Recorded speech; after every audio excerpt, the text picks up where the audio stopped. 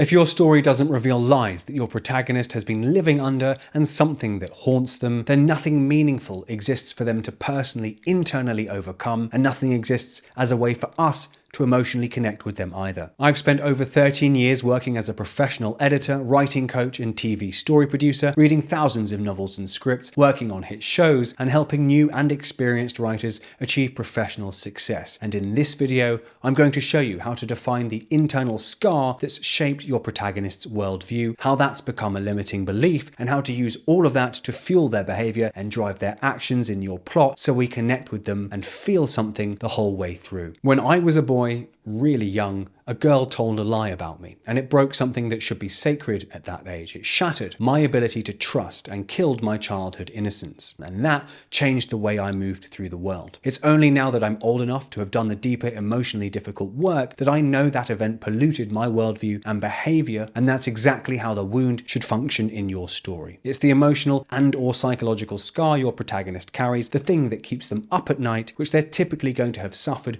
before your story even begins. And by the time we meet your protagonist in Act 1, the effects of that wound should have already influenced the way they view the world and their place in it, since that historic event, the wound's first impact. That's created what I call their belief, the distorted package of beliefs, thoughts, or values they now operate under, which are going to obviously inform their initial behaviors too. And until they face it, they will keep resisting the truth that your story exists to explore, the thing they need to ultimately learn to put your theme into action, like we covered in those videos linked here. It's important your protagonist enters the story already hurt. Like we covered in the internal desire, they're longing for something they think is going to cure the pain of this wound. And this wound doesn't have to be loud or dramatic, but it just has to feel real, something they haven't healed from that still affects them now. In Inception, Dom Cobb's wound is the death of his wife Mal and his guilt over the manner of her death. In A Game of Thrones, Ned Stark's wound is the death of his sister and the burden of his ongoing duty. In Breaking Bad, Walter White's wound is decades of humiliation and building resentment, a life where his genius has gone unnoticed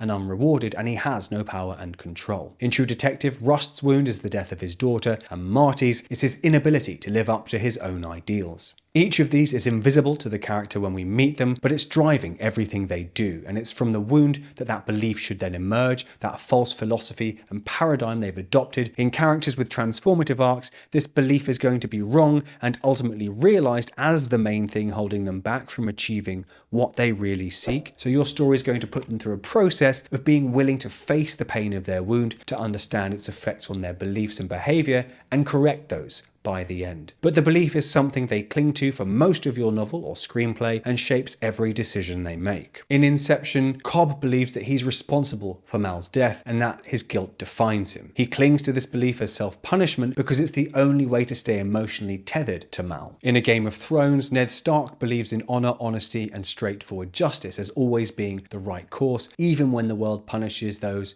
who live by those rules. In Breaking Bad, Walter White believes he's a good man, a moral man who just lacks power and respect, and that gaining those things will solve everything. And of course, this compels and drives his tragic arc. In True Detective, Russ Cole believes that life has no meaning, a nihilism he uses to shield himself from vulnerability or loss. And Marty believes that his flaws define him. Being unable to live up to his ideals is simply part of the deal, and righteousness can still survive contradiction, which of course the story then proves to be false. And these beliefs are basically the emotional scaffolding or armor they've built around them to protect them from re-experiencing the pain of that wound. And your story's job is to challenge, dismantle, and basically strip that armor of false beliefs away. In transformative arcs, the story has to bring them face to face with the truths that their wound-informed beliefs have denied them from seeing, because in facing the pain of that wound and what it's caused honestly, they can realize their true character need. So your story basically confronts them with a choice at this point. Face the wound, let go of old beliefs and behaviors, or pay the price of meeting a tragic fate. Cobb lets go of Mal and chooses to believe he's home. Kate signs the paper giving in to moral grey, and her idealism dies as a result. Ned refuses compromise and loses his life for it, whereas Walter admits the truth, but too late. This was never about his family, it was about him. Rust sees the light, literally and thematically, accepting connection and meaning are possible, leaving his initial nihilism behind. Marty finally confronts himself, no longer able to live in the gap between his ideals and his actions. So the wound and the belief exist in stories to make characters' climactic choices personal and make sure they emotionally matter, because if we don't know what they're fighting against, we'll never understand what they've internally overcome. And remember that all stories are a process of change. So now that you've defined your protagonist's wound and the distorted belief it created, you're ready to go deeper with my step-by-step, industry-proven framework for how to build those across your narrative. Click this video to watch my full course here for free.